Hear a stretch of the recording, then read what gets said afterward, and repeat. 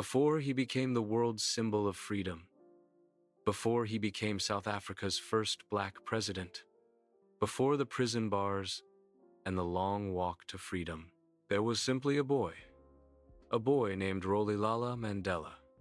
1. Early life. The troublemaker. Nelson Mandela was born on 18 July 1918 in a tiny village called Mevezo in the Eastern Cape. His birth name, Rolihlahla, meant pulling the branch of a tree, or, as elders joked, the troublemaker. He grew up in the rolling hills of Qunu, herding cattle, playing stick fighting with friends, and listening to fireside stories about African warriors and kings. These stories planted the first seeds of leadership in his young heart. But tragedy came early. When Mandela was only 9 years old, his father died.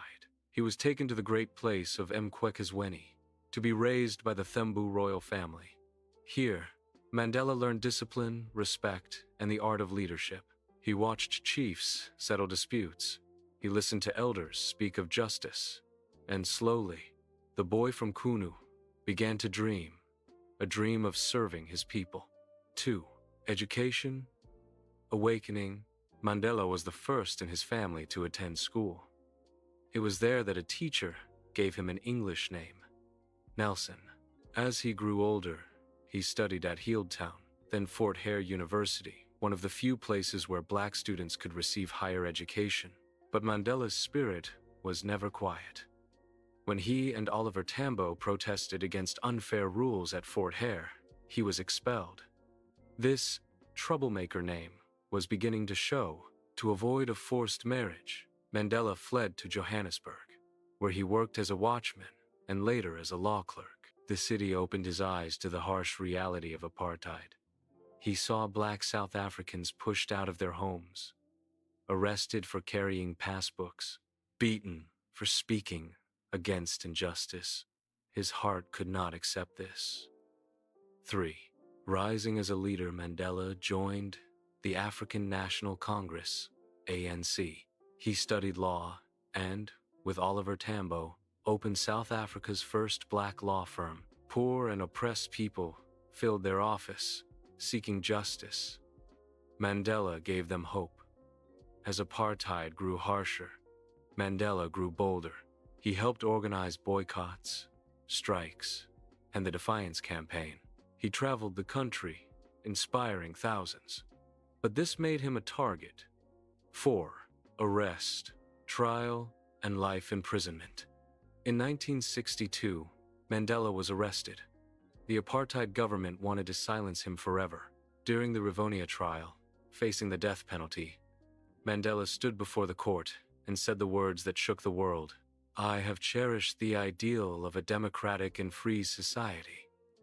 It is an ideal for which I am prepared to die." Instead of execution, he was sentenced to life imprisonment. 5.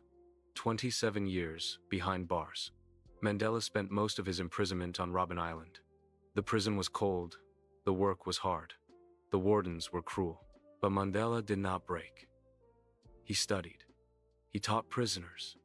He even learned Afrikaans to understand his enemies. To the world, he became a symbol of resistance. To his fellow prisoners, he became a father. In Pollsmoor and Victor Verster prisons, his influence only grew. Even behind bars, Mandela was leading a nation. 6. Freedom and presidency. On 11 February 1990, after 27 years, the prison gates opened. Millions watched Mandela walk out.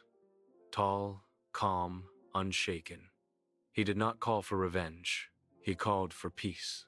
In 1994, South Africa held its first democratic election. People lined up for hours, tears on their faces, casting votes for the first time.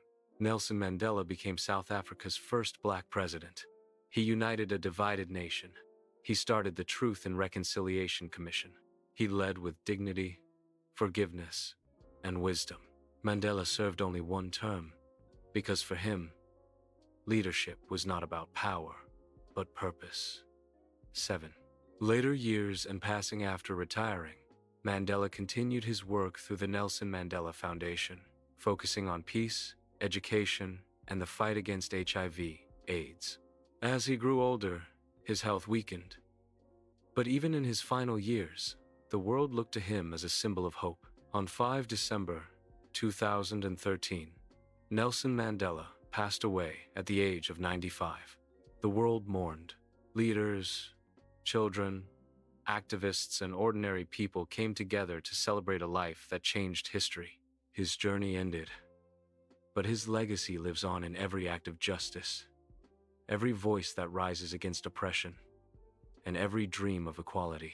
From a small village in the Eastern Cape to the highest office in the land, from a shepherd boy to a prisoner to a global icon, Nelson Mandela walked a path of courage, sacrifice, and humanity.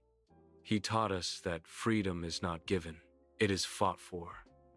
And he showed the world that forgiveness is the greatest victory of all. This is the story of Nelson Mandela, the man who taught us to walk tall, even in the darkest of times.